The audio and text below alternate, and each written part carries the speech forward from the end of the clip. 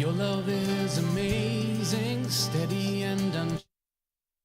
Your love is a mountain firm beneath my feet.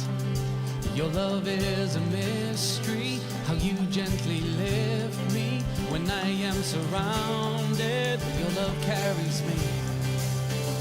Hallelujah, hallelujah, hallelujah. Your love makes me sing, and hallelujah, hallelujah, hallelujah. Your love makes me sing. Your love is surprising, I can feel it rising, all the joy that's growing deep inside of me. And every time I see you, oh, your goodness shines through. I can feel this God song rising up in me. Hallelujah, hallelujah, hallelujah. Your love makes me sing, and hallelujah, hallelujah, hallelujah. Your love makes me sing. Your love is amazing, steady and unchanging. Your love is a mountain firm beneath my feet. Your love is a mystery, how you gently lift me when I am surrounded. Your love carries me. Hallelujah, hallelujah, hallelujah. Your love makes me sing, and hallelujah, hallelujah, hallelujah. Your love makes me sing. Yes, you make me sing. How you make me sing, sing, sing. Lord, you make me sing. Hallelujah, hallelujah, hallelujah. Your love makes me sing, and hallelujah, hallelujah, hallelujah. Your love makes me sing, and hallelujah, hallelujah, hallelujah. Your love makes me sing, and hallelujah, hey, hallelujah, hallelujah. Your love makes me sing. Your love is amazing, steady and unchanging. Your love is a mountain firm beneath my feet. Your love is a mystery, how you gently lift me when I am surrounded. Your love carries me. Hallelujah, hallelujah, hallelujah, Lord. Your love makes me sing, and hallelujah, hallelujah, hallelujah. Your love makes me sing, and hallelujah, hallelujah, hallelujah, hallelujah, hallelujah, Lord. Your love makes me sing, and hallelujah,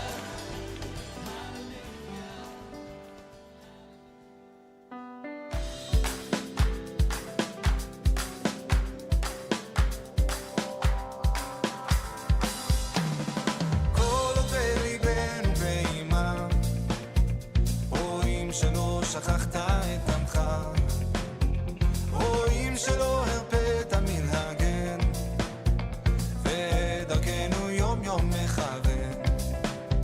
אפילו שדחינו את בנך, ולא שמענו לכל קריאתך, אפילו שעברו אלפי שנה, סומכים אנחנו על הבטחתך. כי עוד לא עבדה תקווה לראות את ארצך בוערת בתשוקה, קוראת ברוך הבא, לראות מס ומוסר ודמנו משוחרר, ומהשערים פתוחים לבואך. לא תחזיק לאדמך, כי רצונך הוא להושיע את עמך,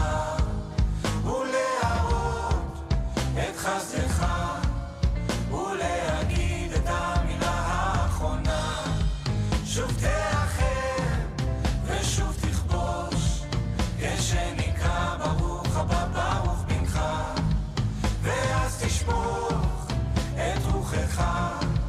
הסוף ידוע כבר מההתחלה.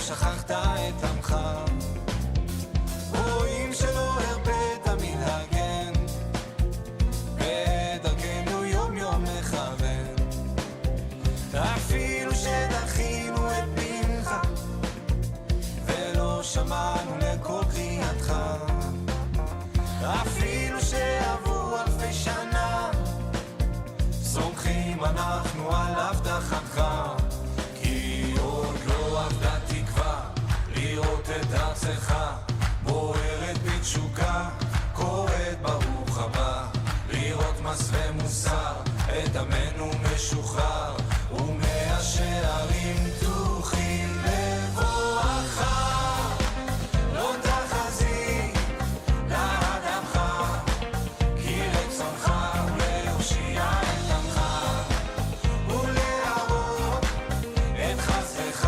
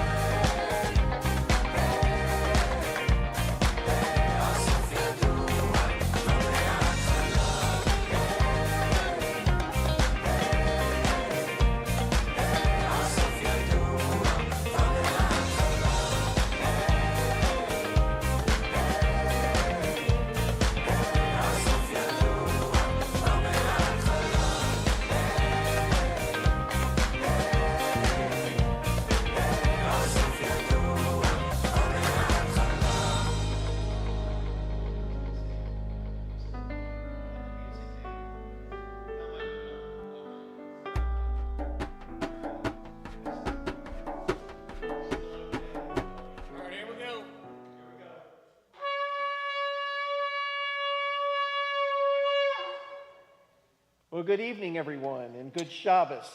Good to have you here on Shabbat, Erev Shabbat services at Adat Shalom Messianic Congregation. We're so glad that you're here. Those of you that are here in person, especially people that we haven't seen in a while, it's good to have you. Welcome back, guys. Good to have you back. Adat Shalom is a congregation that is reaching out to the Jewish community with the good news of Jesus the Messiah. And we meet here every Friday night at 7:30 p.m. We'd love to have you come join us. We use the facilities of Grace Bible Church, which is located at the corner of Inwood Road and North Haven Road. And we use their facilities every Friday evening, and whenever we have an event, we usually use their facilities. So we'd love to have you come join us, 7:30. Of course, you're tuning in live stream, and glad that you are tuning in, but it's always better in person. So good Shabbos to those of you that are here and those of you that are online, especially to our visitors. I want to welcome you as well. We usually like to start out with our announcements, and you probably can watch them on the board as we announce and we share with you what we have going on. Every Friday evening at 6:45, there's a group that meets for prayer, and we'd love to have that group expand and grow. We have a prayer time of prayer from 6:45 to 7:20, and we normally meet in the youth room, the same room that we have Oneg Shabbat. You could find it; it's no problem. But join us for prayer. We'd love to have you praying with us. I believe prayer is foundational in not only congregational life, but in your own personal life, your own personal walk. Tomorrow we have a special event here. Beginning at 8 a.m. in the morning till 10 a.m., we're going to have an outreach. I think a part of what we should be doing as believers is to always have our eyes and be focused on mission work and sharing the Great Commission and sharing about the gospel of Messiah, the gospel that has been shared from generation to generation. We're going to continue and hopefully hold that torch. But we usually haven't gotten together. We've usually had emphasized individual evangelism and outreach, but we're going to have something that we're going to do as a body of believers, and it's called the Walking Trail Water Outreach. It's going to be right out here. We're going to set up a tent. We'll have water for the people that are coming down the trail, and of course we'll hand them out, opportunities or options of coming to visit us as a congregation, and if we get an opportunity, if we have questions, to share the gospel with the people. So join us tomorrow if you'd like. Plenty of room from 8 a.m. to 10 a.m. out here for our Walking Trail Water Outreach is what we've titled it, and that's a lot to say. But I'm so glad. I appreciate so much those that have been instrumental in getting that going. Independence Day celebration, that's just something that we decided to do. We did this last year as well. We're going to have here Sunday, July 2nd, beginning at 5 p.m. We're going to have food and fellowship, music, worship, a time of prayer for our nation. We'll provide the beef hot dogs and the water. We need you to bring all the sides and the desserts. So if you wouldn't mind, we'd like to have you sign up for that so we can get an idea of what we have and what's coming. So if you could sign up, tell us what you're bringing, and just to let us know if you're going to be there. We'd love to have you. We're going to have a good time. We had a great time when we did this last year. So come join us for our Independence Day celebration. We're going to have it 2 days earlier, July 2nd, 5 a.m. here, and we're going to have a good time. John's going to bring his guitar, and we're going to sing and make a joyful noise to the Lord and just celebrate the fact that we fortunately still have freedom to be able to do this. We're, of course, always in need of nursery and Shabbat school helpers. We need a rotation set up for a monthly rotation, so please sign up for that if you can. Again, we're continuing to pray for and look for a youth leader for Friday nights, because I believe that we're going to grow and we're going to need a youth leader eventually. So we're already thinking about that and considering that need that's going to happen. Encourage you to come join us after services for oneg and break bread with us. We always have a good time of fellowship, and love to have you just stick around and connect with each other. That's our community, and of course it goes into the wee hours. You don't have to stay that long, but we'd love to have you break bread with us, so don't leave so quick. Come have a nosh with us and share about what's going on in life, and minister to one another, because that's what it's all about. Helps team, we're still signing up people for that. If you have a talent and something you could do that could help the body, please sign up for helps, indicate what you could do. And I believe that's about it. My wife's going to kindle the Shabbat candles. Good to have all of you here, and we'll go ahead and also have our Shema and our Torah portion for this evening.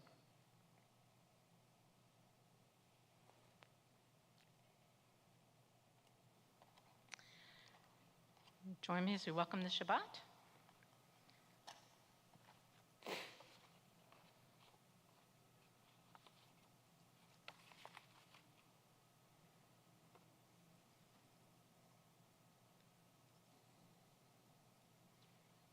Baruch atah Adonai Eloheinu melech haolam, asher kishanu al yada aminah b'Yeshua HaMashiach or haolam. Blessed art thou, O Lord our God, King of the universe, who has sanctified us by faith in Yeshua the Messiah, the light of the world. Amen. Amen. Shabbat Shalom. And as Daniel comes up and does the Shema, the chanting of the Shema, the Hebrew creed of the Jewish people, proclaiming our God as the God of the Bible. Of course, the Shema is in your bulletin, and it's up here as well. And then Daniel's going to go right into the opening for our Torah devotional, and he'll do the blessing for the Torah devotional. And you're welcome to join us. It'll be on the screen as well. So.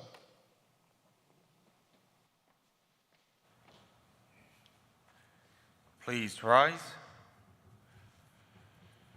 Shema Yisrael, Adonai Eloheinu, Adonai Echad, Baruch Shem Kavod Malchuto, Leholam Va'ed. Hear, O Israel, the Lord is our God, the Lord is one. Blessed be his name and his glorious kingdom forever and ever. Amen. Baruch et Adonai Vorach. Baruch Adonai Vorach Olam Va'ed. Baruch Atah Adonai Eloheinu melech haolam, asher bachar banu mikol ha'amim v'natan lanu et torato.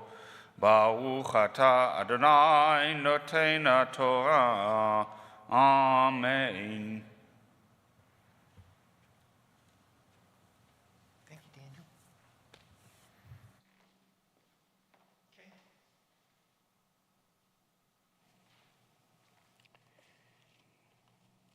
Our Torah portion is in the book of Numbers this evening. Bamidbar is the name of the book, which is the first few words of the whole book, which means, Bamidbar means in the wilderness.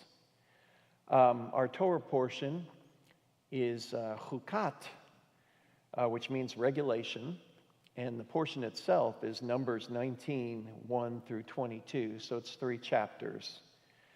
The verse where we get chukat from is a verse that begins, or actually in the middle of the verse, it says, Zot chukat haTorah asher tziva Adonai lemor, which means this is the statute, or this is the ordinance, that's the word ordinance of the law which the Lord had commanded, saying. And then of course, you have the portion.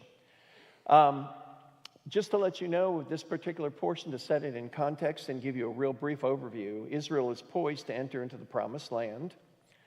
And the first thing we come across in chapter 19 is the red heifer sacrifice for cleansing and purification.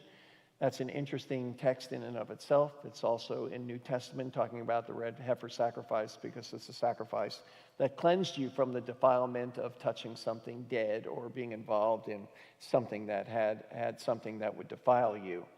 So it was an important sacrifice, and it had a unique regulation concerning it. Then, of course, in chapter 20, the next chapter, we have the sin of Moses, which we'll talk about tonight. And then 20, verses 14 through 22, we have the defiance of Edom. Remember, Edom got themselves in trouble in the last days because that's when a lot of judgment is going to take place in that land of Edom. Then there was the death of Aaron in chapter 20, 23 through 29, a significant event.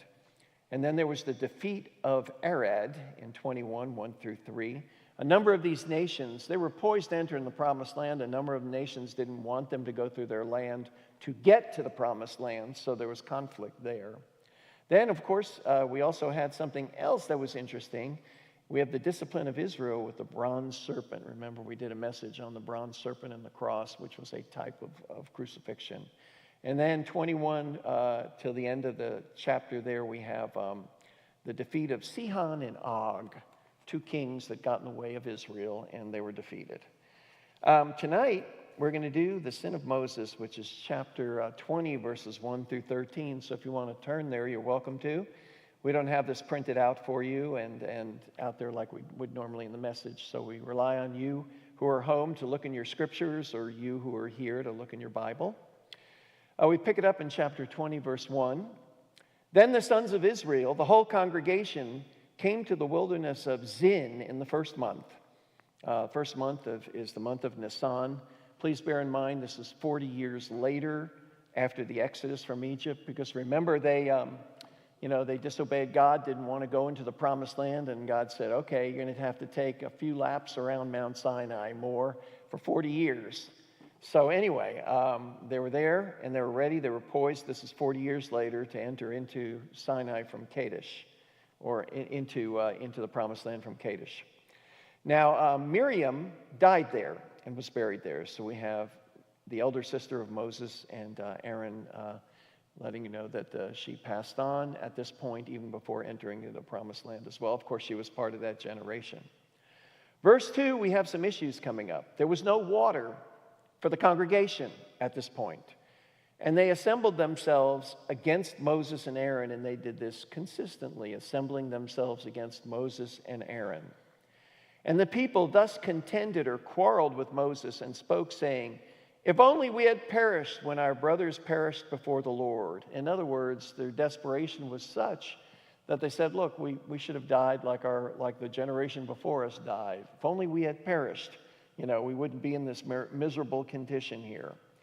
And then verse 4, "Why have you then brought the Lord's assembly, the congregation, into this wilderness for us and our beasts to die here?" Again, no faith, no trust, no remembrance of how God had provided for them for 40 years in the wilderness and God's provision for them and escape from the Exodus. Again, it's the tyranny of the urgent here. Why have you brought us here to die? Verse 5, "Why have you made us come from Egypt?" Even thinking about Egypt even after 40 years, back in old Egypt, "to bring us to this wretched place," and calling this the land of promise a wretched place is not a very good spirit. They're not in very good spiritual condition at this point. Is this not, or is it not a place? It is not, is what they say. It is not a place of grain or figs or vines or pomegranates, nor is there water to drink. Then Moses and Aaron, after hearing this from the assembly, came in from the presence of the assembly, and they went straight to the doorway of the tent of meeting and fell on their faces. Because once again, they went ahead and Israel started rebelling, against the Lord. And they went straight to the Lord in fear of what was going to happen next to the people because of this outcry. Okay, because of their rebellion once again. To the doorway of the tent of meeting, and they fell on their faces. Then the glory of the Lord appeared to them. And the Lord spoke to Moses, saying, "Take the rod that Moses has been carrying on from the beginning, the rod that brought judgments in Egypt, the staff of Moses, and you and your brother Aaron, and assemble the congregation and speak to the rock before their eyes." This rock is a rock that apparently appeared. I'm not sure where, when, which one it is. I think one person said it may be the Mount of Horeb, that rock.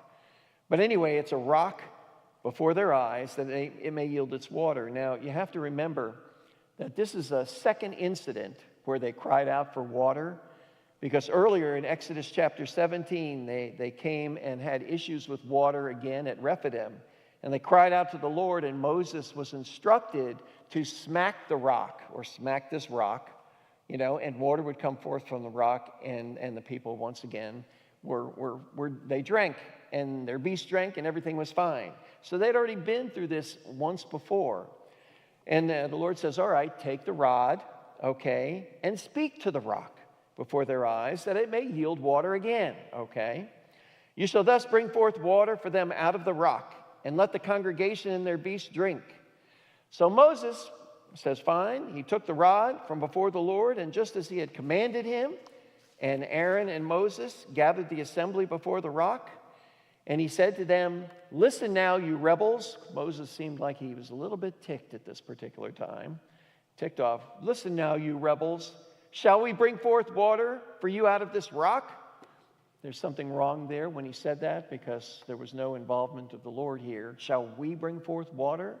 Okay, and then Moses lifted up his hand, and did he speak to the rock? No, he struck the rock, not just once, but struck it twice with his rod. And water came forth abundantly.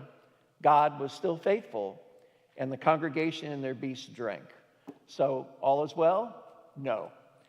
Verse 12, "But the Lord said to Moses and Aaron," pulled them aside, and he says to Moses and Aaron, "Because you have not believed me," and they did this by demonstrating their lack of obedience or disobedience by striking the rock instead of speaking to it. "Because you have not believed me, and you didn't treat me as holy," you didn't, when you disregard God's command, you basically treat him as not holy, "in the sight of all the sons of Israel. Therefore," and here's the issue, "you will not bring this assembly into the land which I have given them." In other words, no entry into the land of promise. This is the sin of Moses, called the sin of Moses, that prevented him from going into the land of promise after all of what he had done with regard to bringing the Exodus, the children of Israel out of Egypt and in the land for 40 years. He's not going to be able to go and enter into the promised land. He was brought up on a mountain to see the land, but he and Aaron both never entered it. Of course, Aaron passed away shortly after this. So these were the waters of Meribah. Meribah means quarreling, because they quarreled with the Lord, because the sons of Israel contended with the Lord, and he proved himself holy among them. Now, I just have one question in summary, briefly. Why was Moses and Aaron restricted or barred from entering to the promised land? It seemed like a pretty harsh punishment for them, to go through all this and to deal with all of Israel's stuff, and yet they wouldn't be able to enter into the promised land. Why? Why is this is this a harsh punishment? Well, I want to give you 3 reasons real quick. First of all, Moses' disobedience. He disobeyed a direct command from the Lord, and that's not good. You're going to pay the price for that. And he did. He just directly, out of anger or whatever, just smote the rock and, just simply disregarded God's direct command to speak to the rock instead of smoting it. And there's a reason for that. Anyway, secondly, he seemingly took credit for bringing forth the water. Shall we bring forth the water from the rock? So he's no inclusion of giving glory to God. God's going to do this for you. Shall we bring this forth from you?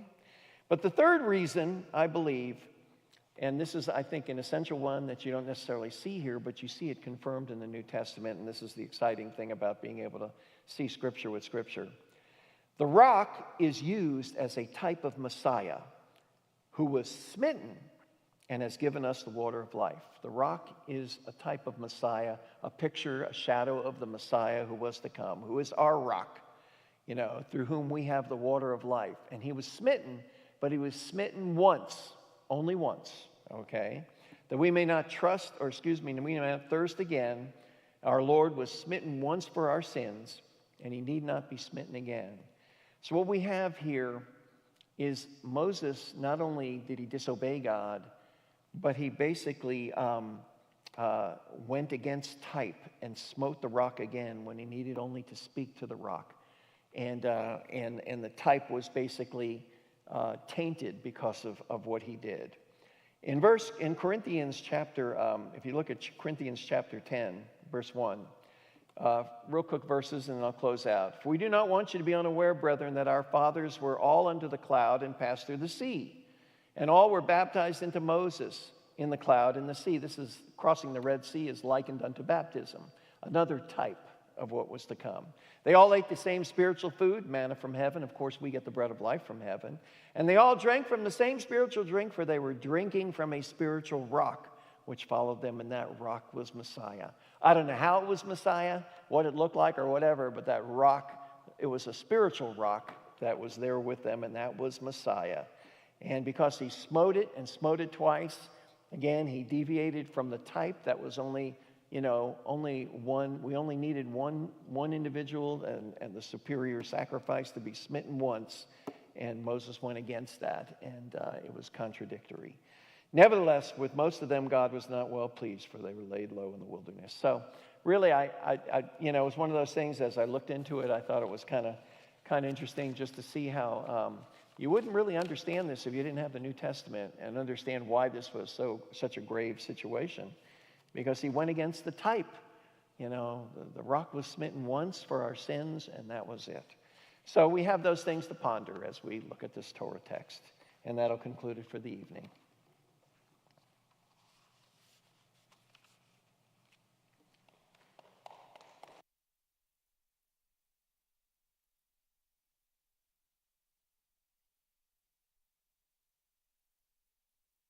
העולם אשר נתן לנו תורת אמת, וחיי עולם נתן בתוכנו, ברוך אתה אדוני, נותן התורה, אמן.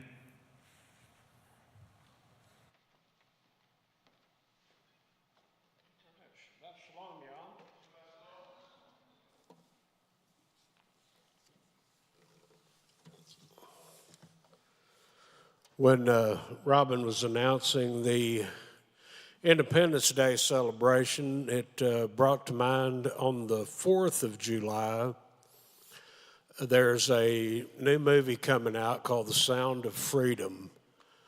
If you remember seeing The Passion of the Christ, Jim Caviezel, this is a movie that he is doing to shed light on the human trafficking problem that we're witnessing all around the world today. I did actually see an interview that he did about the movie, and I'm really excited to see it. Thank God for people like him that are taking a stand for the truth. But anyway, climb down off my soapbox and let's do some worshiping.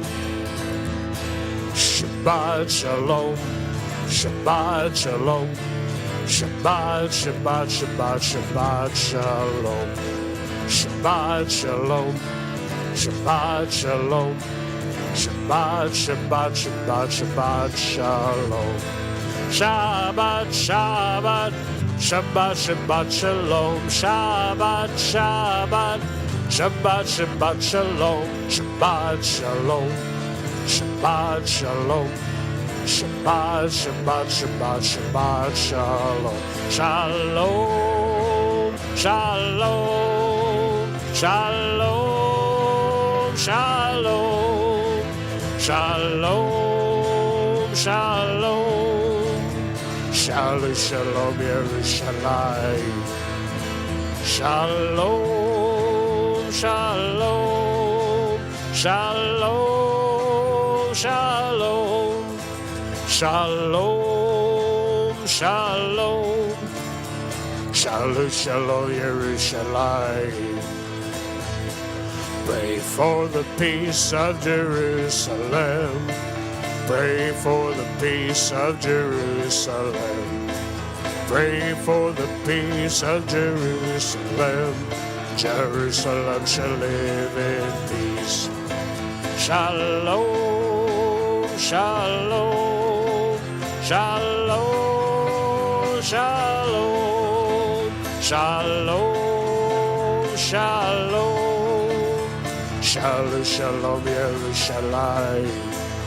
Avinu shalom aleichem. Avinu shalom aleichem. Avinu shalom aleichem. Avinu shalom, shalom, shalom aleichem. Avinu shalom aleichem. Avinu shalom aleichem. Avinu shalom aleichem.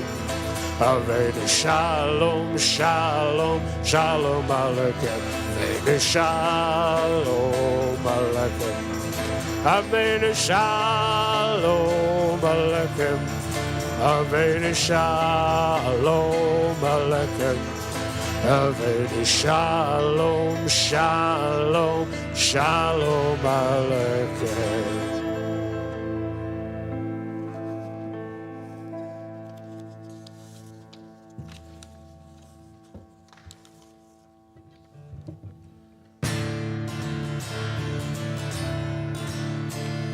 Come, let us bow down in worship. Let us kneel before the Lord. Let us take our burdens unto Him, our souls to be restored. For great is the Lord, great are His ways. Great is the Lord, worthy of praise. Great, great, great. Great, great, great, great, great, great is the Lord.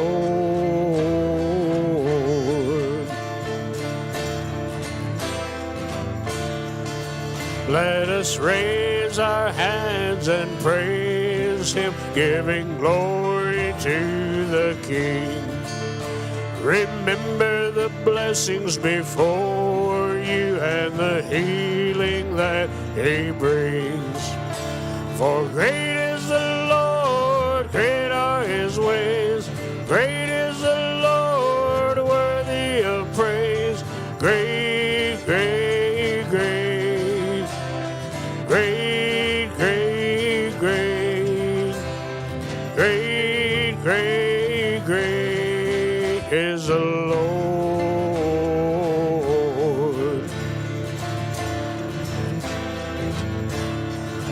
He created the heavens, created the earth. Out of the dust He gave us birth. Yes, great is the Lord. Great is the Lord. He created the heavens, created the earth. Out of the dust He gave us birth. Yes, great is the Lord. Great is the Lord.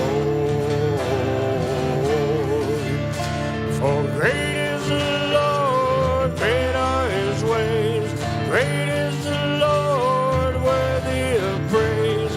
Great, great, great. Great, great, great. Great, great, great is the Lord. For great is the Lord, great are His ways. Great is the Lord, worthy of praise. Great, great, great. Great, great, great. Great, great, great is the Lord. Great is the Lord. Great is the Lord.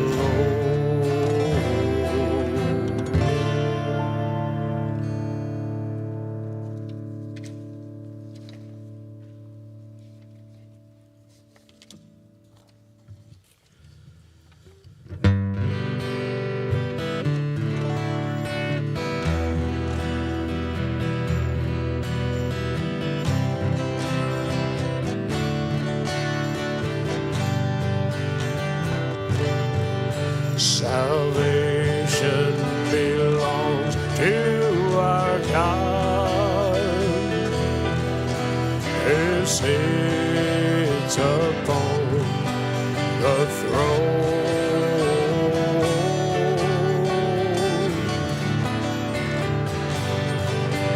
And unto the Lamb be praise and glory, wisdom and faith, honor and power and strength be to our God forever and ever.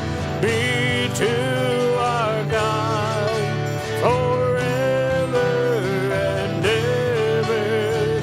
Be to our God forever and ever. Amen.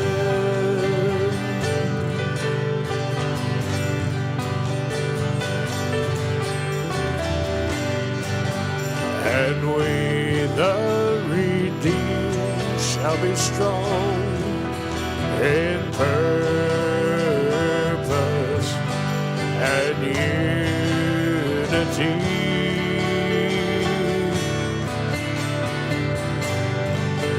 declaring out loud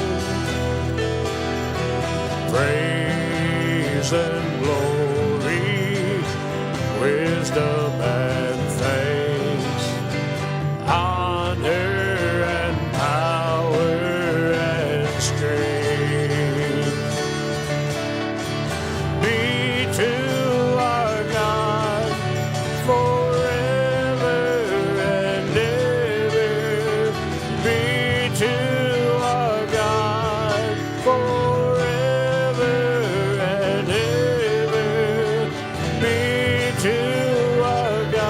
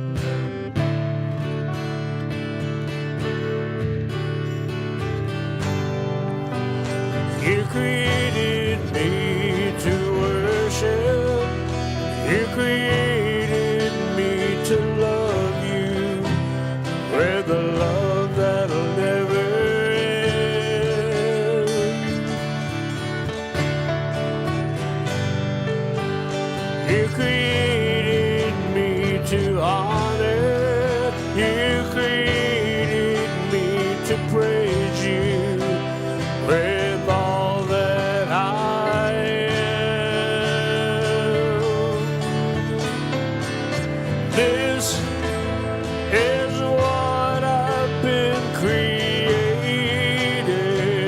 for. So I'll take off my crown and worship you, Lord. Here I am, bowing at your feet, crying, holy, holy, holy, to you, my King. Here I stand with my arms stretched wide, crying, holy, holy, holy, to you most high.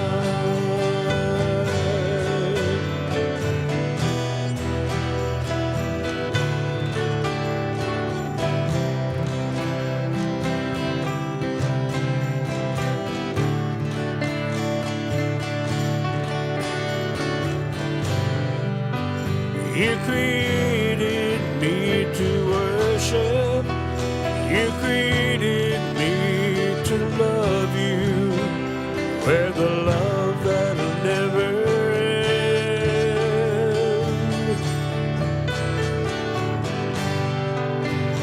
You created me to honor. You created me to praise you with all that I am. And this is what I've been created for. So I take off my crown and worship you, Lord. Here I am, bowing at your feet, crying, holy, holy, holy, to you, my King. Here I stand with my arms stretched wide, crying, holy, holy, holy, to you most high.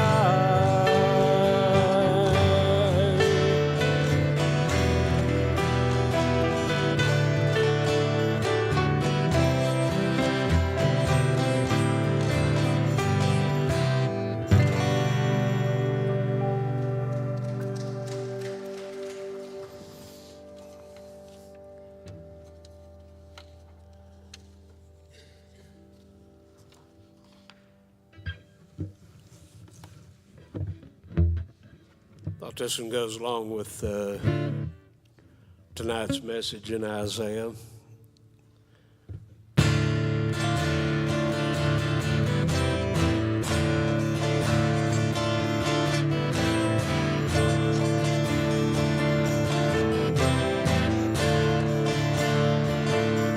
So come out of her,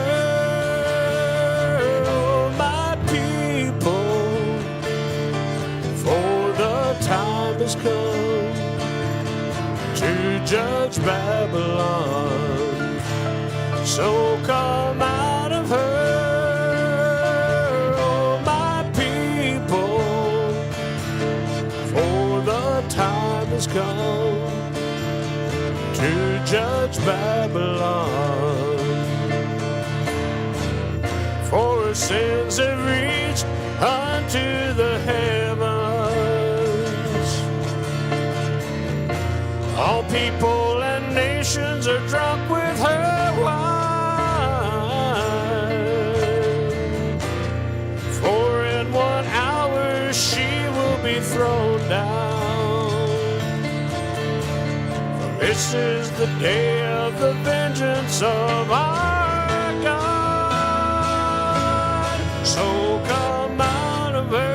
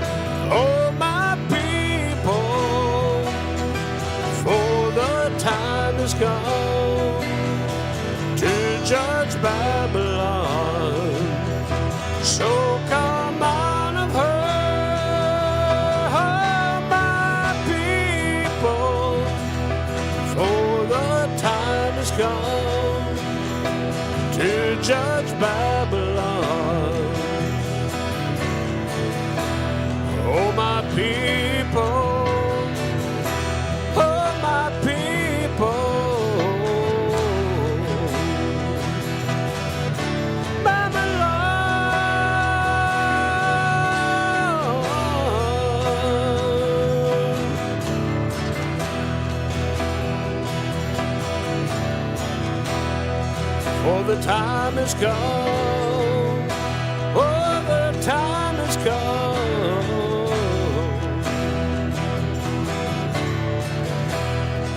Oh, my people. Oh, my people.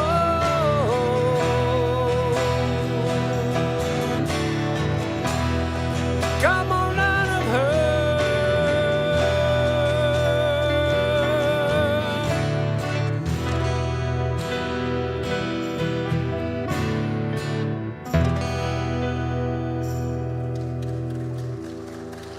Oh, thanks.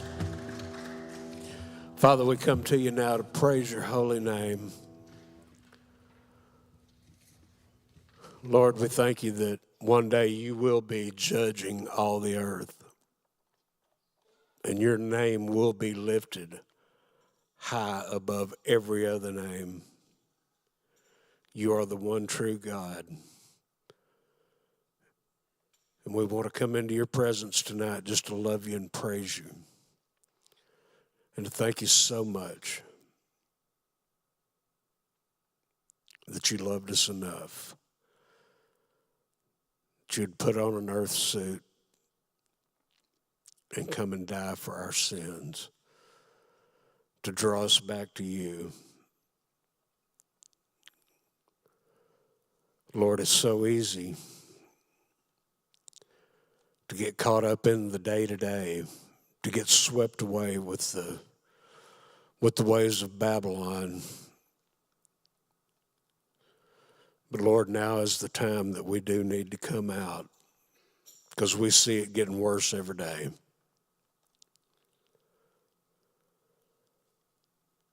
Give us the strength, give us the courage, give us the boldness to step outside of Babylon and be the bright and shining light that you intend for us to be.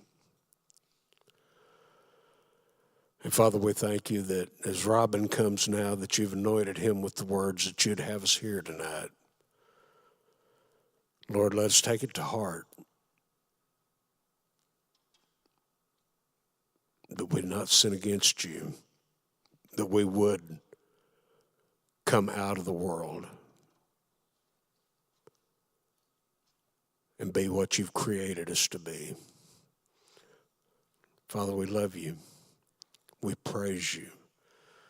It's in the most powerful name of Yeshua that we pray. Amen.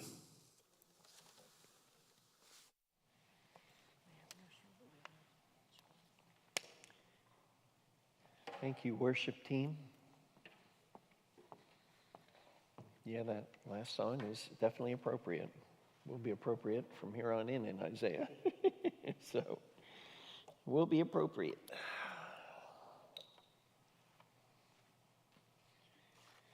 We do have nursery for those of you that have need of that. Just want to let you know.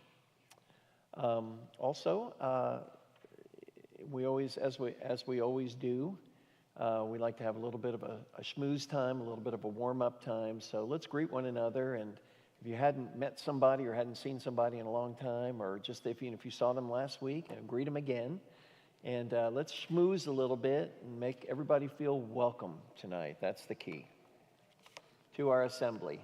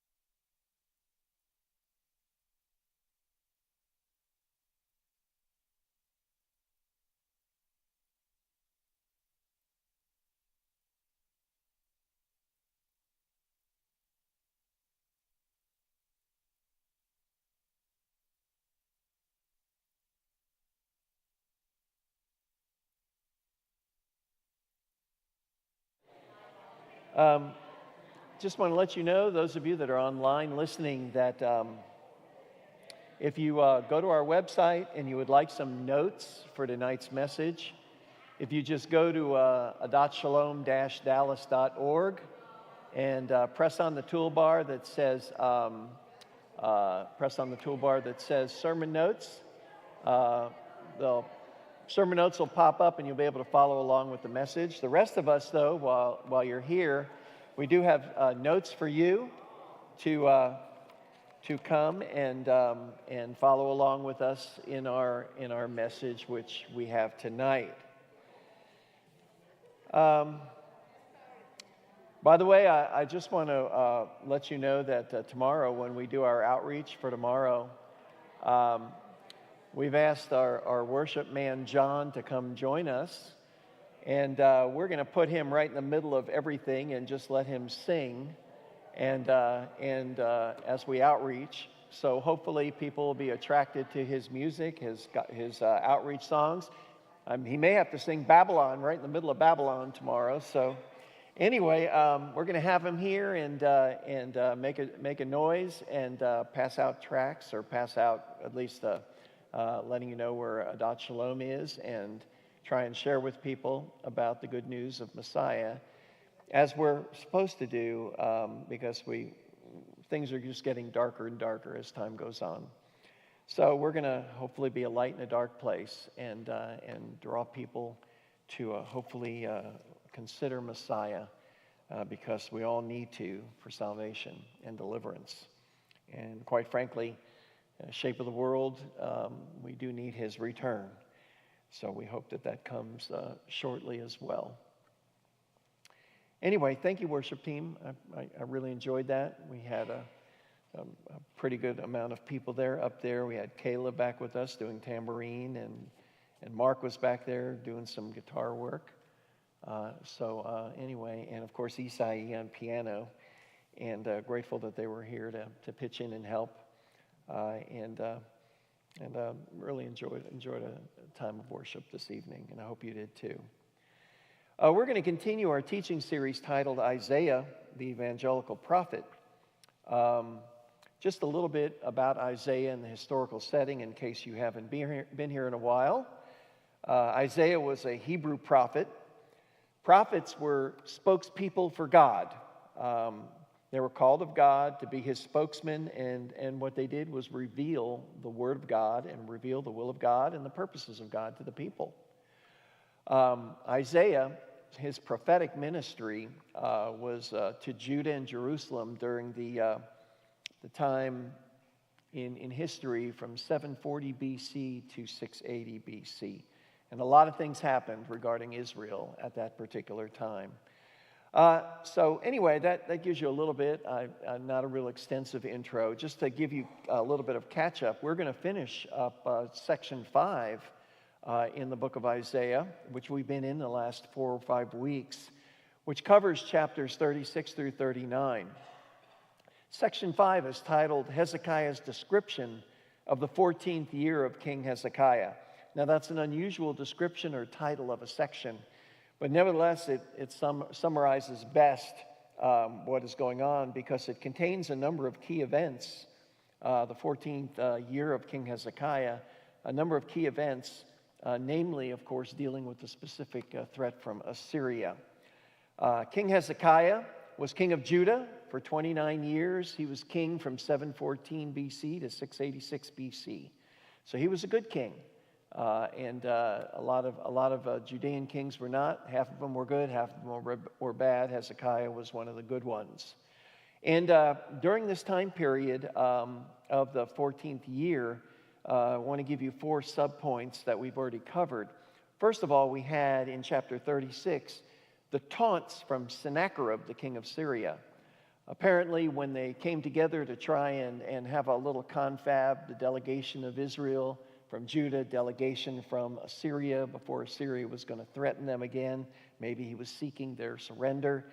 But anyway, he taunted them when they got together from the king, these messengers. They were aimed at demoralizing Hezekiah, letting him know he didn't have a chance.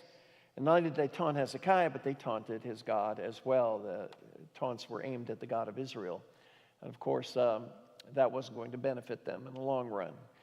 Anyway, we have the taunts from Hezekiah. We had Hezekiah's response to the taunts, response to the threat, which was humbling himself before the Lord and seeking God's prophet, going and getting a word from the Lord. Whenever you're in trouble, it's good to get a word from the Lord, from whatever vessel. Of course, the prophets contain the revelation of God. And then he committed all things in prayer. And Hezekiah's prayers were apparently very powerful because it was answered pretty much immediately. Because we had in the next message the triumph over the Assyrian king, the great Assyrian king. God's response was this, that 185,000 of Assyria's army would be killed by a plague, by something that enveloped their armies, their troops. So, and they never did invade Jerusalem. They never got to that point. They were diverted elsewhere to Egypt. So there were a number of things that prevented the Assyrian king from conquering Jerusalem, but then also ended up being his demise, with his troops being destroyed, at least 185,000 of them, and eventually the Assyrian king Sennacherib would meet his demise as well. 20 years later, his sons would kill him. Not a very good ending. Anyway, last week we talked about the traumatic sickness of King Hezekiah. During this 14th year, with all the things going on, Hezekiah became fatally sick, and he was about ready to lose his life. The prophet Isaiah came to him and said, "You better get your stuff in order because you're gone. You know, you're not going to live much longer." And Hezekiah cried out once again to the Lord in prayer because he wanted to stay. He felt like he needed to stay, and God answered him and ended up adding 15 more years to his life. And of course, Hezekiah shared a psalm with the people because of that, a psalm of praise, and of course, the anguish that he went through, he conveyed also in chapter 38. So it's a really interesting chapter. Tonight, our final message in this section is another key event in the 14th year of Hezekiah's reign. This took place after his recovery from sickness, not shortly thereafter again, all involving the 14th year of his reign. And before Sennacherib actually attacked Jerusalem or tried to, this particular chapter is an account, chapter 39 is an account of envoys that were sent by the king of Babylon to Hezekiah in Jerusalem. At this time, during all this that's going on, Assyria is doing battle with Babylon, and they're going back and forth, and Babylon sees the situation. Hezekiah sees Hezekiah recovered, goes and he's trying to probably enlist aid from Hezekiah to do war against Assyria, which again, that's something that he ought not to have got involved in because God was going to deal with Assyria, and he did. But anyway, he sends a delegation, to Hezekiah in Jerusalem, and we pick it up here. This section is really pivotal because in the book of Isaiah, because when we looked at 36 and 37, it really would bring a period of Assyrian domination to the ending point in 36 and 37. And then 38 and 39 point the way to another focus, and that focus would be Babylon and what Babylon did historically with regard to Jerusalem and Israel. And that was a critical point because at this point, it wouldn't be too long until the Babylonian captivity, which would send Israel and the Jewish people, Israelis, scattered across the world, and they wouldn't revive as a nation again for thousands of years until 1948. So Babylon was instrumental in dealing with that. And of course, we have a lot of things happening during the time when Babylon was the state or the ruler over the realm of Israel. So what we have here is a final issue, and we really actually go into the second half of the book of Isaiah. Chapters 40 through 66 are going to deal with Babylon and the threat from Babylon and things that would happen during this time period and right before it, 100 years before it, leading up to the Babylonian captivity. So it's an important pivotal point. So tonight we have the thoughtless vanity of King Hezekiah. He recovers from sickness. He's praising the Lord. Everything is fine. But then he does something, even Ryrie, this Ryrie Study Bible has this caption. I didn't put it in here. The stupidity of Hezekiah. You know, it's pretty bold. Stupidity. Anyway, I termed it thoughtless vanity, anyway, of King Hezekiah. I only have 8 verses. This is a very short chapter. And of course, I added an application at the end, which makes it a little bit longer. But we're going to go through this pretty quickly. So it's not one of those long chapters which we're about ready to come across when we hit chapter 40.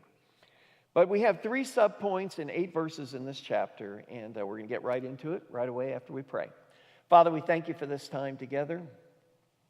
Thank you for the worship time, the praising you, the opportunity once again to gather in your name, to be able to proclaim this glorious message, to be able to proclaim your glorious truth regarding Messiah and the salvation that he brings, and the fact that we know the true and living God and conveying his will to the people. Again, we thank you for this wonderful privilege as a congregation of believers, as a body of believers, and thank you for all that are here. I'm so grateful to know this community and the expanded community that's listening online. Again, we thank you. It's always a privilege just to be able to be among God's people. So we ask your blessing now as we open up your word. Guide us and direct us, and even as the psalmist said, show us great and marvelous things from your law. In Yeshua's name we pray. Amen. Okay, 3 subpoints. Okay, first subpoint is a pompous show of wealth. And of course, we pick it up with this delegation coming to Hezekiah right after he recovers from this sickness in verse 1. And at that time, Merodach-Baladan, son of Baladan, king of Babylon, sent letters and a present to Hezekiah, for he heard that he had been sick and had recovered. Just want to let you know regarding Babylon's particular situation. Babylon's a vassal state, or involved in Syria, simply because Assyria had reign over them and basically had power over them, and they were like a feudal state that contributed, to the Assyrian overlords. So it was probably a situation where, again, Babylon had tried to break away and rebel against Assyria, and we had this battle going on. But apparently they sent a delegation, Babylon, to enlist Hezekiah's aid.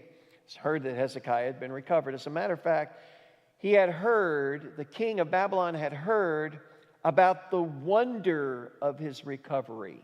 2 Chronicles talks about 32:31. That apparently the king of Babylon said, wow, Hezekiah was fatally sick, but then the Lord miraculously healed him, and he would have another 15 years. And word got around all the way to the king of Babylon, that this was a marvelous recovery of some kind. So maybe he wanted to get in touch with Hezekiah to enlist his aid because, this could be helpful. Anyway, Hezekiah, verse 2, was pleased. And what did he do? He began to show him all his treasure house, all his storehouses, where he has, and he had all these riches, his chambers where he had all these riches. The silver and the gold and the spices and the precious oil and his armory. By the way, would you open up your doors and let strangers just come in and look at your riches, behold your riches anyway? Apparently, he was feeling a little bit cocky and a little bit confident and maybe a little bit prideful. So he began to show this Babylonian delegation the oil, the spices, his whole armory, his weaponry, and all that was found in his treasuries. And it says there's nothing in his house nor in his dominion that Hezekiah did not show him. So, and by the way, Hezekiah had immense, according to Scripture, 2 Chronicles, chapter 32, Hezekiah had immense riches and honor given him, from the Lord, and he had great wealth. So he did have something to brag about, but the bragging shouldn't have been focused necessarily on him, but really unto what the Lord had done. But even then, was he even supposed to do this at all? Apparently, in a show of pride and vanity, he shows the Babylonian envoys, the emissaries, everything of value in his treasuries and his kingdom. the person that got wind of this was the prophet, because this may not have been a real wise thing to do, just simply because of the future that would be coming, between Israel and Babylon. As a result, this is our second point, as a result of this vain display and flirtation, one of the commentators said flirtation. I think there was a word there that I had to look up. It was called coquetting. Any of you have heard of that word? It's just flirting, Basically, one commentator said that what Hezekiah was doing, he was flirting with the Babylonian stranger, that came in his midst. And once that happened, Hezekiah would get a visit.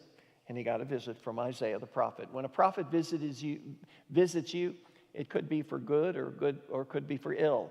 Last time Isaiah visited Hezekiah, he said he was going to die. So anyway, the prophet comes. He's going to reveal some heavy stuff to you, whatever it might be. Then Isaiah the prophet came to King Hezekiah and said to him, "What did these men say, and where have they come to you?" In other words, what's going on here, my king? Where are these people from that you open the doors of your treasuries to let them have a peek? And Hezekiah said to the prophet, to Isaiah, "They have come from a far country, from Babylon." And he said, "What have they seen in your house?" Isaiah asks him. And Hezekiah answered, "Honestly, they have seen all that is in my house. There is nothing among my treasuries that I have not shown them." And of course, again, Isaiah being honest with the prophet, which is what you need to do, owning up to it, and owning up to perhaps maybe he was a bit pompous in what he had done and had a little bit of pride going on, in showing him the treasuries of Jerusalem. Anyway, final subpoint, we're almost, believe it or not, at the end of the text, a prophetic judgment. So Isaiah has something to say, and this is the Lord's response. Then Isaiah said to Hezekiah, "Hear the word of the Lord of hosts. Behold, the days are coming when all that is in your house and all that your fathers have laid up in store to this day will be carried to Babylon. Nothing will be left, says the Lord." Wow, what a revelation here.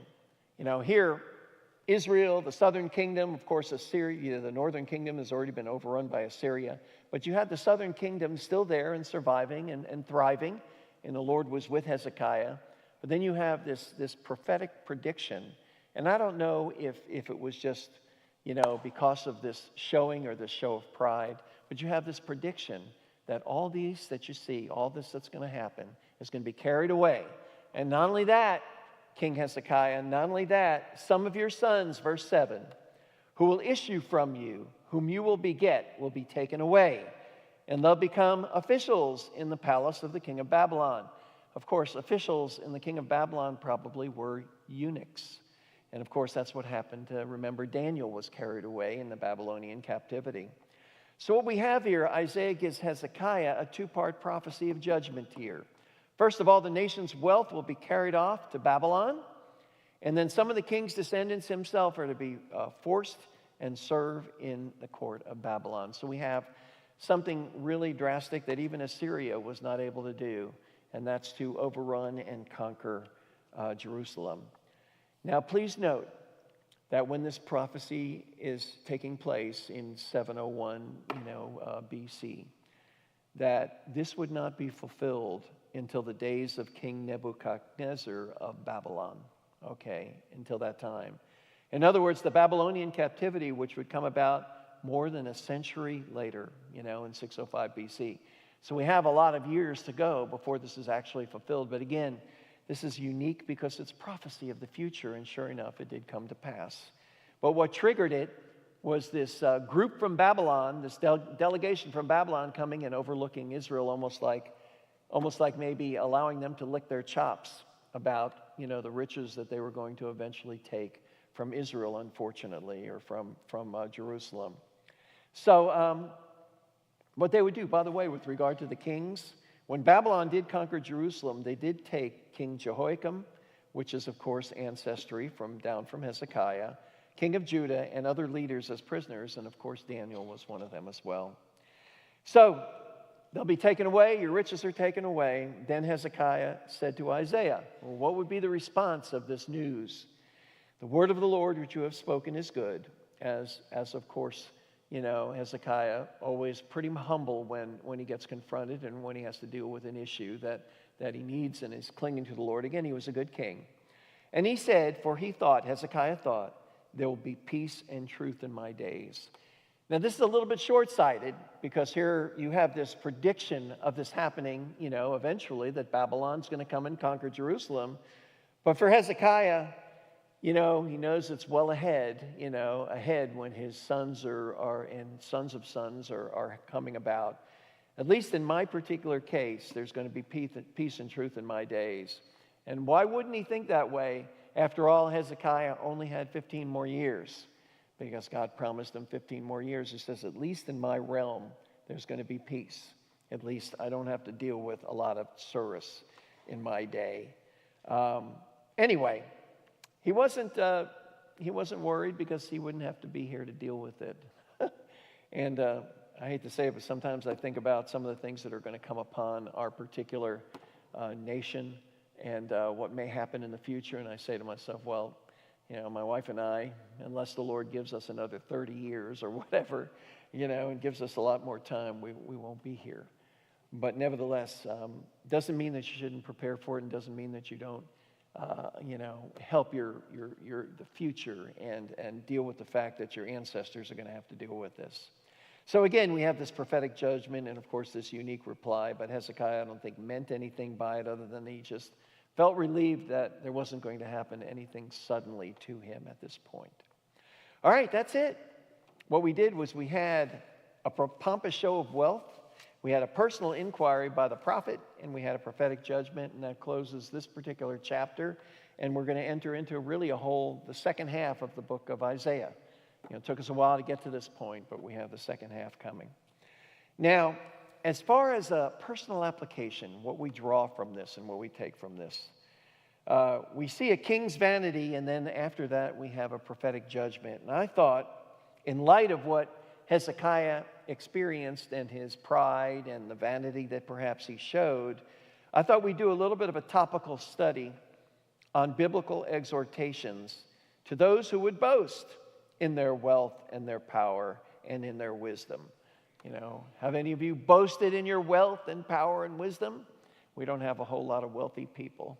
We may have a lot of wise people, but usually wise people don't boast in their wisdom, because they're wise enough not to boast. But anyway, I thought what we do is look at a topical survey, topical study on boasting, of wealth and power and wisdom. Exhortation to those who would boast. Because if anybody boasts, or anyone should boast, we should boast in the Lord. Anyway, we pick it up. I have 10 Bible texts for you real quickly. We'll go through them. The first exhortation is in Jeremiah chapter 9, verses 23 to 24. Jeremiah relates the word of the Lord, and he says, "Thus says the Lord, let not a wise man boast in his wisdom, and let not the mighty man boast of his might, and let not a rich man boast in his riches." All those things normally we would boast in, or people would boast in, at least the world would. He says, but let him boast in this. But let him who boasts, boast of this. And here's a quote that actually is in the New Testament as well.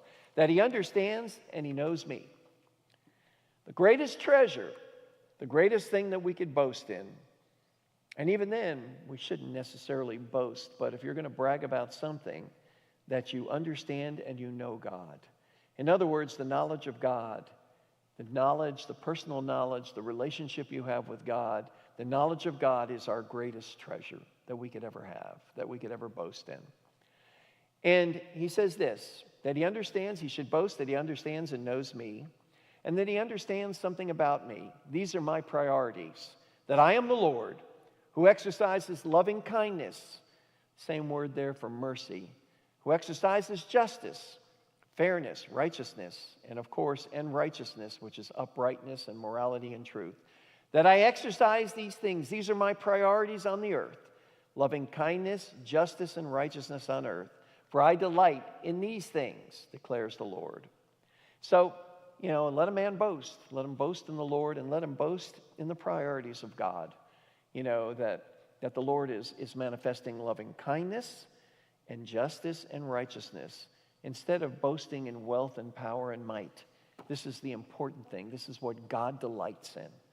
Righteousness, justice, and loving kindness. And please note that as far as righteousness is concerned, I think as a nation, we're rapidly departing from these characteristics of loving kindness. If anything, we're getting colder and more arrogant towards one another and hardened towards one another. As far as justice is concerned, I don't think we have justice. I think it's a situation where justice is waning, true justice. I think we have an unfair system right now that is treating people under the law differently. And I do believe that, of course, we're suffering in the area of righteousness, doing that which is right and just and good in the eyes of God. Righteousness is what God calls right. So let him boast in these things.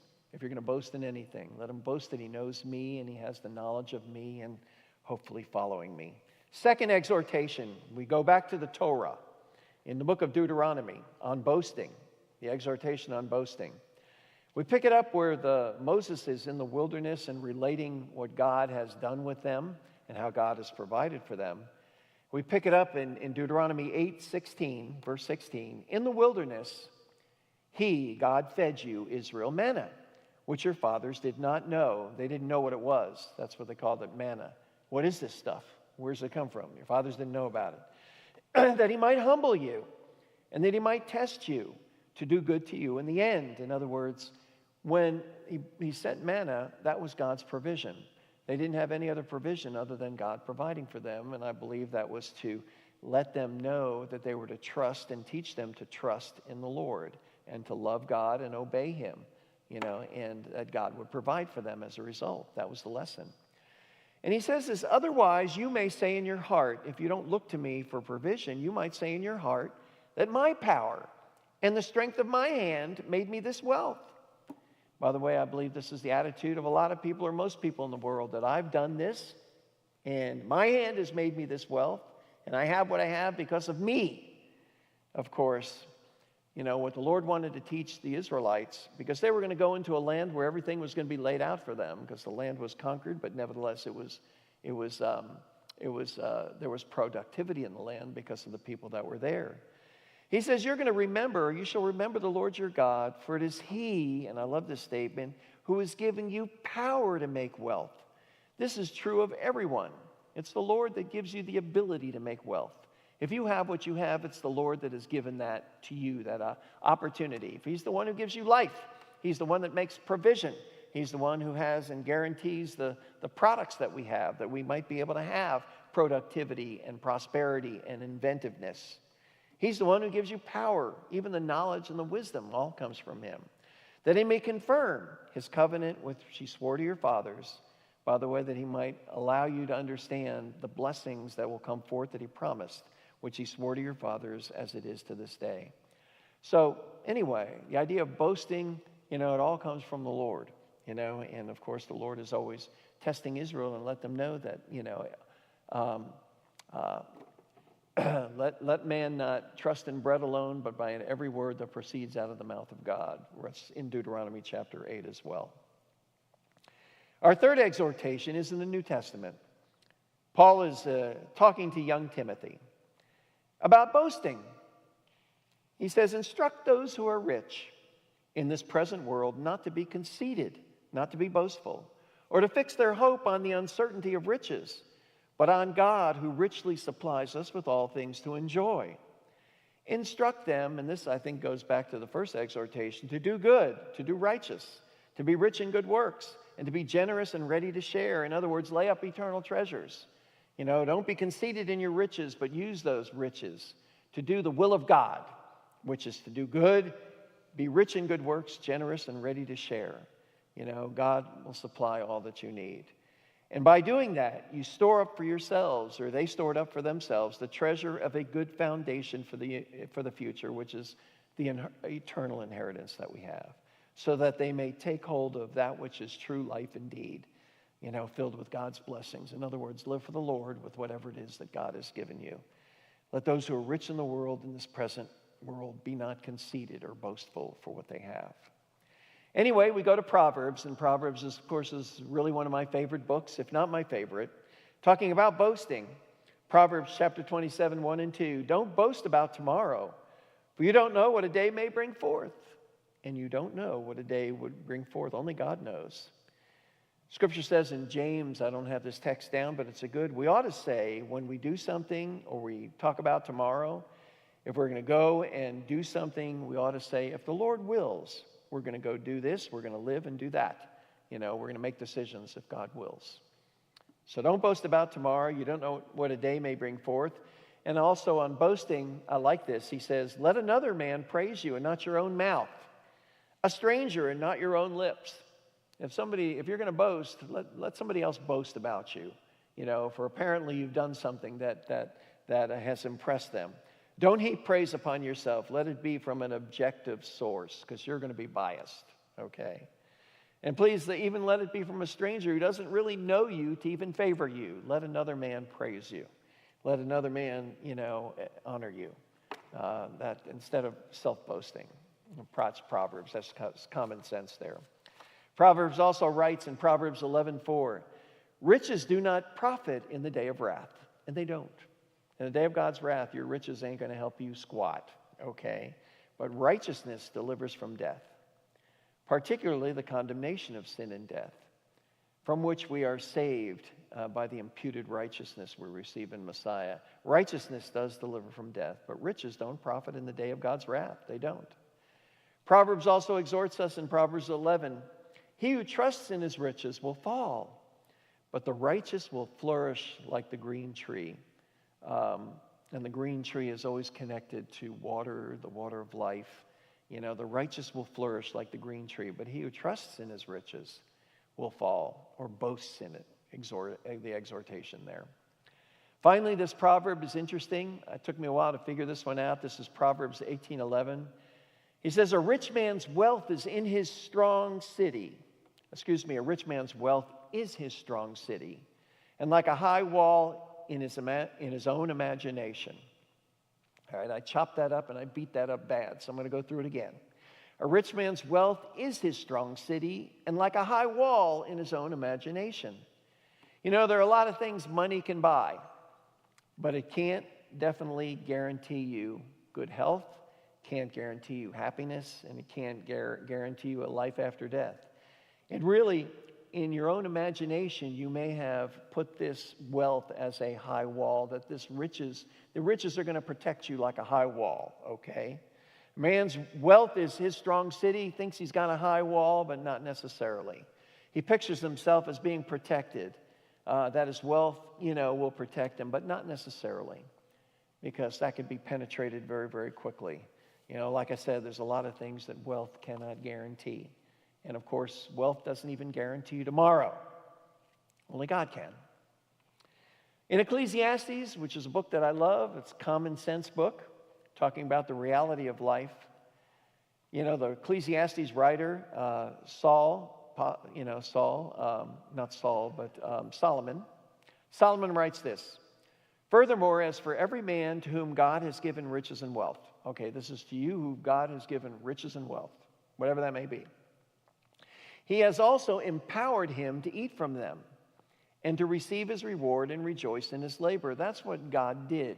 If you're given riches and wealth and you're profiting, God is the one that has empowered you to turn around and now eat from that profit. Okay, that's how you survive. You profit and you eat from that profit. And you receive reward and you rejoice in your labor that you're bringing in and you're being productive. Anyway, but this is what he says, and this is the gift of God. The fact that you can go and earn a living and make wealth and feed yourself from it and receive a reward from it and rejoice in the productivity that you had, this is a gift from God. God has allowed you to do this. Okay, it's a really beautiful picture. He provides the power to make wealth and to prosper. Even as the scripture says, by grace you have been saved through faith. It's the gift of God. Everything's the gift of God. Every good thing comes from above, from the Father of lights. Anyway, it is the gift of God that you're able to do that. And to be able to do what we do, everything comes from the Lord. You know, you may think it's from your hand. You may think that you're producing it. It's my wisdom that's doing this. I concocted this thing. I'm so great, you know, but it's the gift from God. God has allowed you to do that and to prosper and eat from that prosperity. Anyway, it's a perspective that we should have, not boasting. And finally, this is where we actually started from in Jeremiah, because Paul is quoting from Jeremiah, and he says, so that it is written, let him who boasts, boast in the Lord. Okay, again, this is a quote from Jeremiah 9, 23 and 24. It says, by God's doing, by the way, the verse that's right before this in 1 Corinthians chapter 1, 30 and 31, verse 30 says this, by God's doing, we are in Messiah, who became to us wisdom and righteousness and sanctification and redemption. All this came through Messiah. Wisdom and righteousness, the imputed righteousness, sanctification set apart for his purposes, and of course we're redeemed. All that, we have to, basically, if you're gonna embrace all that, boast in the Lord, because he's the one who gave it to you in Messiah. Boast in this. Him who boasts, let him boast in the Lord.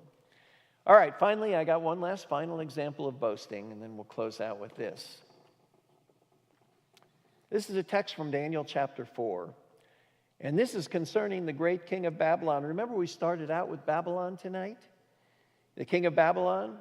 The king of Babylon is the one who would actually fulfill the prophecy by Isaiah, given to Isaiah, to Hezekiah tonight, concerning the conquering of Jerusalem and the seizing of its treasures and the exiling of the Jews to Babylon. Well, all this came about because of King Nebuchadnezzar, as my Hebrew school teacher would say, Nebuchadnezzar. Okay, it all came about because of this king, you know, who was a powerful king. Babylon was a powerful empire, a rich empire, the head of gold, according to the image of Daniel. You know, this was Babylon, and of course, the Babylonian king, he was the head of it all, the big macha of it all. Now, Nebuchadnezzar received a dream that basically was a little disconcerting because he's pictured as somebody losing all this in a dream. You know, he receives this dream that he has this, I believe it's this tree that's cut down to size. And of course, he sees this dream. And what happened is 12 months later, when he was walking on the roof of the royal palace of Babylon, the king reflected and said, is this not Babylon the Great? Of course, you see the term Babylon the Great in the last days. There's going to be a Babylon the Great in the last days, which is going to be having the same kind of issues from the Lord and being conquered by the Lord, you know, eventually in Revelation. But anyway, the king says, this is not back in Babylonian times. This is not Babylon the great empire of Babylon. And here's what he says, which I myself have built as a royal residence by the might of my power and for the glory of my majesty. Of course, when you say that, when you boast like this, this is uppermost boasting. You know, I myself have built this royal residence by the might of my power and glory of my majesty. These are big-time boasts. Of course, when you boast this big, or when you boast even small, guess who hears it? God hears it. While the word was in the king's mouth, a voice came from heaven saying, King Nebuchadnezzar, to you it is declared, sovereignty has been removed from you. Your rulership is gone. And you'll be driven away from mankind. And your dwelling place will be with the beasts of the field. You'll be given grass to eat like cattle. And 7 periods of time will pass over you, 7 years, until you recognize that the Most High is ruler over the realm of mankind and bestows it on whomever he wishes. So Nebuchadnezzar was going to, the great Nebuchadnezzar, the glorious king of the empire of Babylon, for 7 years would be eating grass like cattle and scrounging around in the dirt for 7 years, you know, as his reward for his boasting, okay? And immediately the word concerning Nebuchadnezzar was fulfilled, and he was driven away from mankind, and he began eating grass like cattle. And his body was drenched with the dew of heaven until his hair had grown like eagle's feathers. I'm trying to picture this. But I had a cat that was on my back deck, and the cat, when she didn't clean herself, you know, would have hairs clumped together. your hair gets clumped together, and it looks like feathers.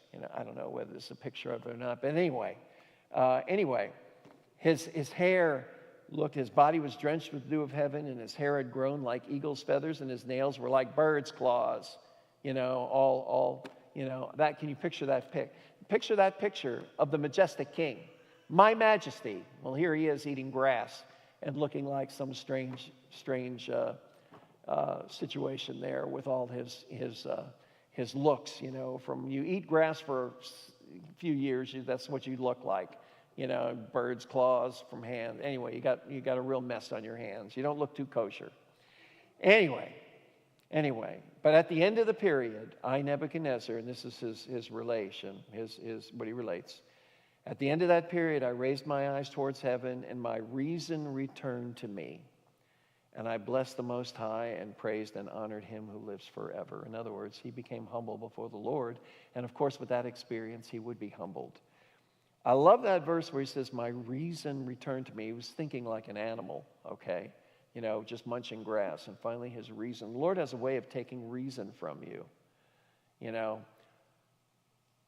I saw an interesting picture of the political when it says 2024. And it's a thing that you're supposed to vote for. Okay, 2024. And under it, sanity was the word sanity. In other words, there are people that are just, thinking that we're going off the deep end, that we're insane by some of the things that we're doing in our culture and our society, that we're moving towards behaving like animals, with decisions that we make with regard to, how our culture is going. And I pray that we look towards heaven, that reason and sanity may return to us as a nation, as a country. Hate to be so down on situations, but some of these things in scriptures just, jump out at me like, okay, man, I wish we looked to heaven and looked for a return of reason. And the only way we're going to get reason returned to our minds is when the Lord returns us back into his word, into his righteousness, into his loving kindness, his justice, and his righteousness, which he delights in the world. Anyway, Nebuchadnezzar blessed the Most High and praised and honored him who lives forever. And he was humbled. Anyway, those, I believe, are lessons for boasting, in case you're boasting in your wealth. Anyway, a lot of us aren't wealthy enough to really boast in, but we can boast in other things as well, whatever it might be, wisdom or riches of any kind, we can boast in. Anyway, it all comes from God. There's a text in 1 Corinthians 4:7, which I didn't put down, which I should have put down. I had it in my mind to put it down, but I didn't. And I'm just going to quote it to you. Paul is saying, for who regards us as superior? What do you have that you have not received? Okay? And if you did receive it, why do you boast as if you had not received it? What do we have as human beings that we have not received? Even life itself, it's from the Lord. What do we have that we have not received? Ultimately, it all comes from God, his provision in the world, his righteousness. If you were raised in a godly household, it's because God provided and gave parents, that adhered to the principles of Scripture and taught those from generation to generation, even as God introduced the law, as he delighted in allowing righteousness and justice and truth. That's what he pushed, that's what he promoted. Now we're breaking away from all that, but if you have that situation, that's important. What do you have? That's one of the things. What do you have that you have not received? Every time I think of something or someone that somebody else has that I don't have, it might be not necessarily treasures, because treasures are one thing, but I think, the idea of having maybe an esteemed position or having a big church with a multitude of people, pouring in here. Every time I think of something like that and I think of, okay, what do I have? And, try and give an assessment or account of myself. I think of this text and I think of what does anybody have or what does an individual have that he has not received from God? And if he doesn't realize that, then he's not where he should be because everything comes from the Lord.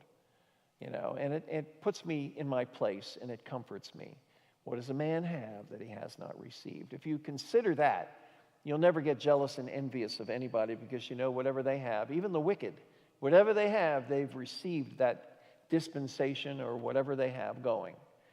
But in the eventual end, you have an accountability towards the God who gave it to you, whatever it is they gave to you. If you're a powerful person and you're a powerful politician and you're put in that position, God allowed you because he raises up kings and he brings down kings. But please know with that position comes responsibility and an accounting before the Lord. John the Baptist answered and said, a man can receive nothing unless it has been given him from heaven. And I believe that's what he was talking about with regard to Messiah, and people are exalting Messiah and even exalting him to a certain degree. He says, what does a man have that it hasn't been given to him from heaven? Every good gift comes from above, from the Father of lights, who gives to all men if they call upon him. Anyway, it's all a gift from God. And speaking of gifts, I want to encourage you, as we share the gift of salvation with others. If you want to come join us, we'd love to have you tomorrow as we share the gift of salvation with others, Lord willing.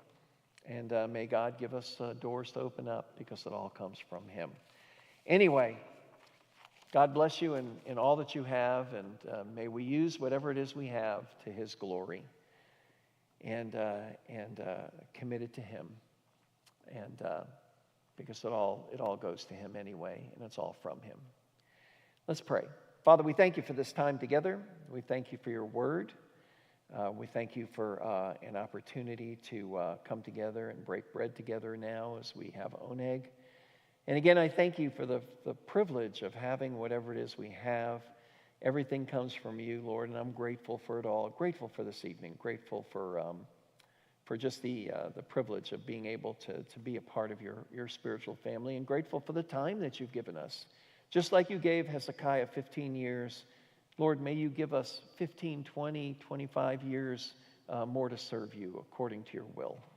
And Lord, again, we commit this time to you, commit our ministry, commit our nation, commit our lives to you, those that are hurting and sick and struggling, Lord, in many, many various ways. We commit them to you as well because they're in your hands.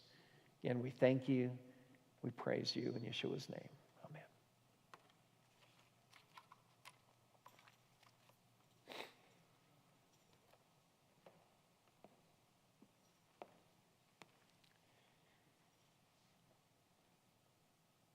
Klaus and Shari, since we don't have you. Shari's shaking her head. Yeah, he's going to call on me. Since we don't have you too much, why don't you come on up and bless the bread and the wine while you're here?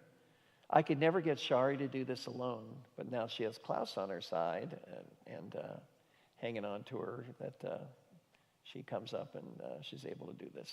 Anyway, good to see you guys. Welcome back. They're going to bless the bread and the wine for us, and they know what to do.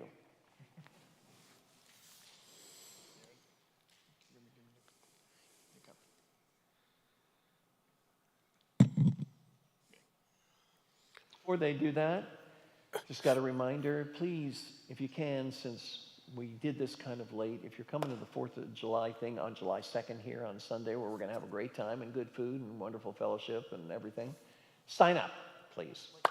Okay? And what you're bringing. Okay? If you can. All right? Baruch atah Adonai, Eloheinu melech haolam, borei pri hagafen. Amen. Blessed are you, Lord our God, King of the universe, who brings forth the wine.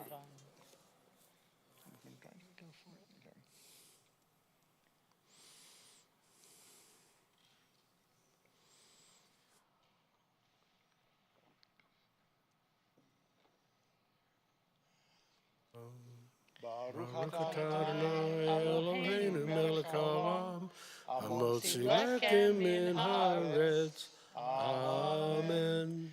Blessed are you, Lord our God, King of the universe, who brings forth bread from the earth. Amen.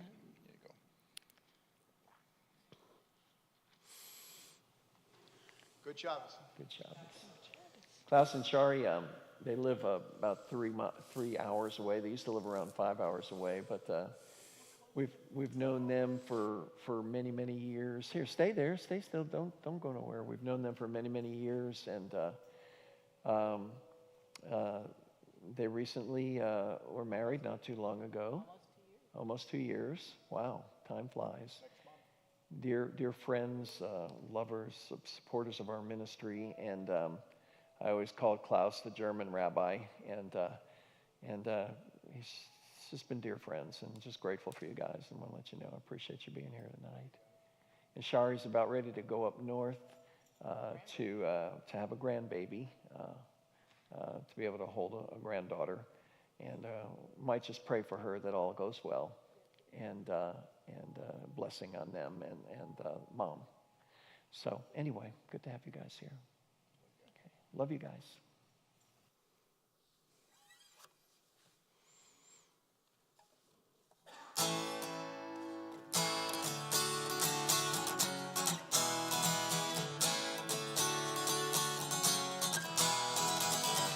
I'm trading my sorrows, I'm trading my shame, I'm laying it down for the joy of the Lord. I'm trading my sickness, I'm trading my pain, I'm laying it down for the joy of the Lord. I'm trading my sorrows, I'm trading my shame, I'm laying it down for the joy of the Lord. I'm trading my sickness, I'm trading my pain, I'm laying it down for the joy of the Lord. And we say, yes, Lord, yes, Lord, yes, yes, Lord. Yes, Lord, yes, Lord, yes, yes, Lord.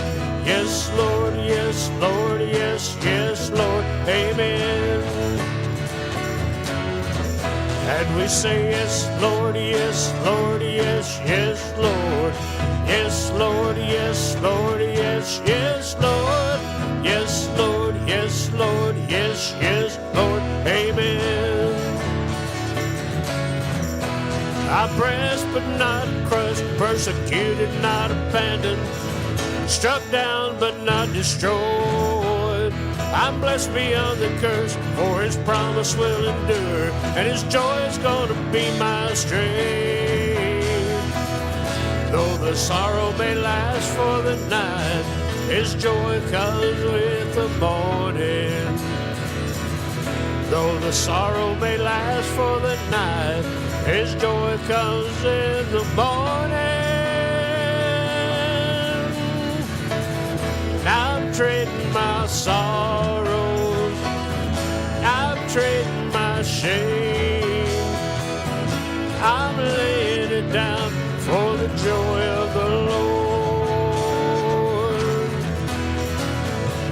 I'm trading my sickness, I'm trading my pain, I'm laying it down for the joy of the Lord.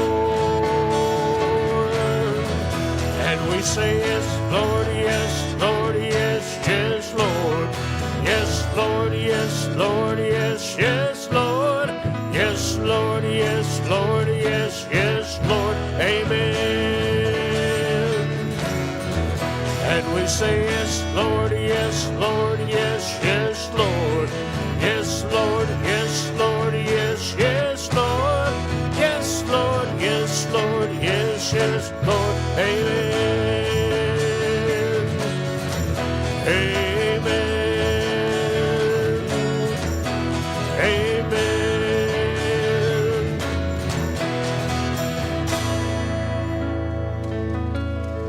Amen. Shabbat Shalom.